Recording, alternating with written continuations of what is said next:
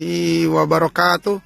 Kembali dengan saya Teguh Muhammad Ali melaporkan dari Danau Tiberias dan Rahmat Fadilah, tim Jelajah Bumi Para Nabi, dan juga Jamal Selfiti, dan juga Walid, dan tim kami lainnya di berbagai negeri, Mesir, Kairo, Jordan, dan juga di Palestina. Baik, kita akan melihat sekitar Danau Tiberias, yang salah satu tanda dari akhir zaman, yang dimana mengeringnya Danau Tiberias akan keluarnya Ad-Dajjal, ya. Salah satu tanda kiamat dan keluarnya Dajjal ini ada di sini.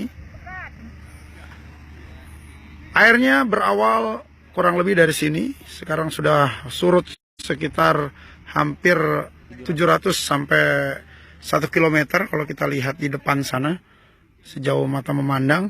Dan air ini sudah mulai mengering kembali. Kita bisa lihat tanah yang basah ini sudah sampai ke depan sini. Ini tanah yang kering, ya.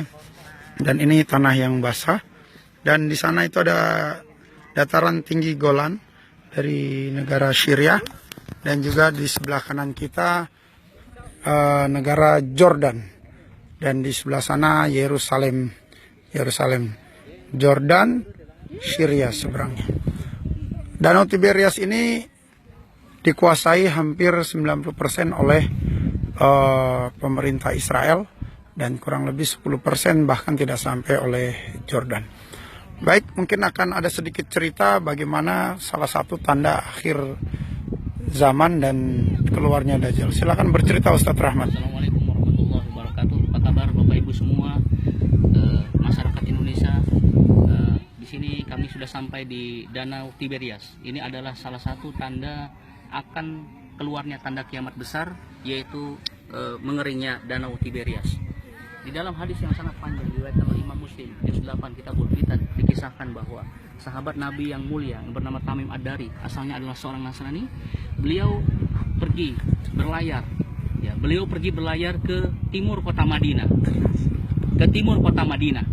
yaitu beliau terombang-ambing oleh gelombang selama 1 minggu. Kemudian beliau terdampar di satu pulau di timur kota Madinah. Wallahu alam, apakah itu di Teluk Arab atau di timur Laut Samudra Hindia.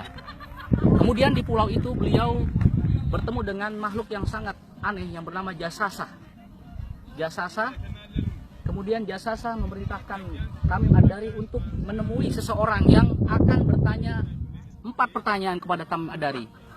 Akhirnya Tamim Ad-Dari bertemulah dengan sosok yang sangat misterius, dan digambarkan oleh Tamim Ad-Dari adalah sosok yang sangat-sangat besar, manusia yang sangat besar, berambut keriting kecil-kecil, keriting ikal kecil-kecil, kemudian matanya kedua-duanya hampir keluar, tapi yang sebelah kanan itu seperti anggur, pice. Di antara 2 pelepisnya tertulis kalimat kafaro, artinya kafir. Dan sosok itu adalah kita ketahui dan kita maklumi adalah Dajjal. Kemudian Tamim Ad-Dari ditanya oleh sosok Dajjal itu. Yang pertama, apakah air mata Zugar, apakah Rasulullah atau utusan Allah, seorang laki-laki dari kota yang bernama negeri Hijaz, seorang laki-laki sudah diutus di negeri Hijaz yang mengaku sebagai utusan, dia tidak bisa baca dan tulis? Kemudian Tamim menjawab, iya, ada. Dia di kota Mekah, kemudian sekarang tinggal di kota Yasrib atau di kota Madinah. Yang kedua, apakah air mata Zugar masih mengeluarkan air? Iya, sekarang masih mengeluarkan air. Kita tahu bahwa air mata Zugar berada di Jordania, dan kami kemarin bersama Pak Ali dan tim Jelajah Para Rasul datang ke air mata Zugar dan sudah mengering airnya. Yang ketiga, apakah kurma di tanah Baisan masih mengeluarkan buah? Oh iya, sekarang kurma di tanah Baisan masih mengeluarkan buah, jawab Tamim Ad-Dari. Sebentar lagi dia tidak akan mengeluarkan buah. Kemudian pertanyaan keempat, apakah Danau At-Tabariyah masih mengeluarkan air dan dialiri oleh sawah dan kebun? Oh masih. Sebentar lagi akan mengering. Sekarang kita lihat dengan mata kepala kita sendiri, danau ini sudah mulai mengering. Berarti dengan hadis ini kita akan menantikan tanda kiamat besar, yaitu keluarnya Ad-Dajjal. Maka dari itu kita sebagai umat Islam sebagai umat muslim harus membaca tanda-tanda zaman bahwa kita akan datang, akan menantikan tanda kiamat besar, yaitu fitnah Dajjal. Waspadalah, waspadalah, ikuti apa kata ulama, ikuti pada apa kata Quran dan hadis, segera mengkaji tentang bab-bab fitnah Dajjal, maka insya Allah dengan doa kita akan selamat dari fitnah Dajjal. Demikian laporan kami dari Danau Tiberias. Assalamualaikum warahmatullahi wabarakatuh. Bagaimana cara menghindari Dajjal?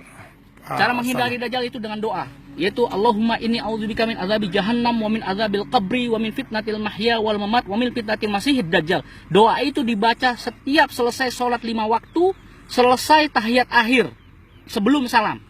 Dan kemudian ada lagi, yang kedua adalah membaca surat Kahfi, 10 surat Kahfi, 10 awal surat Al-Kahfi. Harus dihafal. nomor 1 sampai 10. Ya, dibaca atau dihafal, tapi Nabi menyarankan untuk dihafal. Lebih bagus, lebih afdol. Mulai sekarang dan seterusnya kita baca, kita hafalkan surat Kahfi, insya Allah kita akan dilindungi dari fitnah Dajjal. Bahkan kemarin tadi siang Tadi ada siang imam kita mampir di Babu Ludin atau kota Ludin, yang kota itu di dalam hadis juga termaktub bahwa kota itu adalah kota yang akan dibunuhnya Dajjal, sang pendusta, sang pembohong, sang durjana, ya sumber fitnah, ya, raja kekafiran Dajjal yang mempropagandakan dirinya sebagai Tuhan. Dia akan dibunuh melalui tangan Isa Nabi SAW di kota Ludin. Tadi kita datangi. Imam Masjid Kota Ludin mengatakan, mulai saat ini saya memerintahkan dan seterusnya kepada Anda untuk selalu membaca 10 awal surat Al-Kahfi, menghafalkannya dan mengamalkannya.